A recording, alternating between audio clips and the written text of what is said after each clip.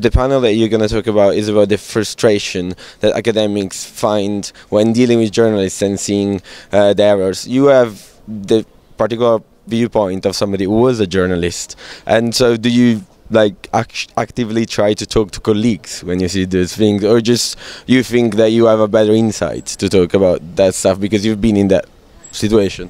I don't think I have a better insight, but I think I have a special insight, and it's one of the most joyful things about being at festivals like this is that my job is to talk to journalists and to listen to journalists, but it's also that I think that I can bring something from the university, and you bring from the university rigorous research, neutral, independent, critical thinking about journalism, and of course at a time when journalism is changing so much, this is really important. Journalists work day by day, week by week, and they often don't have the time or even the expertise to look at their own industry, to look at the work, to look at the public, to think through where they're going and what they're really doing. So I'm not frustrated. I think it's a fantastic relationship. It can be difficult, but it's incredibly rewarding, and for me it's been a wonderful part of my career.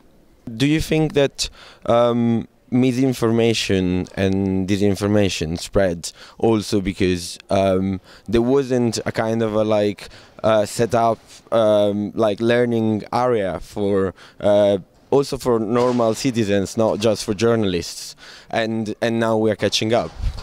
I think we are all, journalists, academics, citizens, we are all learning about the way that information spreads, and sometimes, as you say, that can be bad information.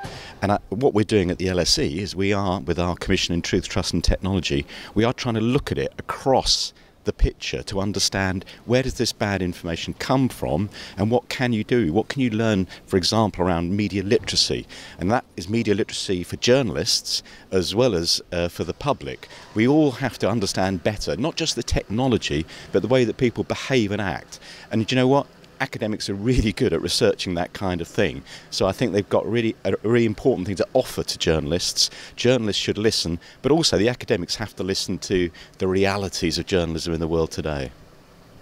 Is academia still seen a bit like, I'm not going to say lagging behind, but like it needs time to create research and it needs time to arrive at results that can be easily used, let's say? I think it's got much, much better. I think that obviously journalism departments, media departments are much better at interacting with journalists and addressing their real problems right now, but it's actually also very important that the universities are separate, that they are independent, that they do operate with different values and a different time scale, and that they bring, for example, theory.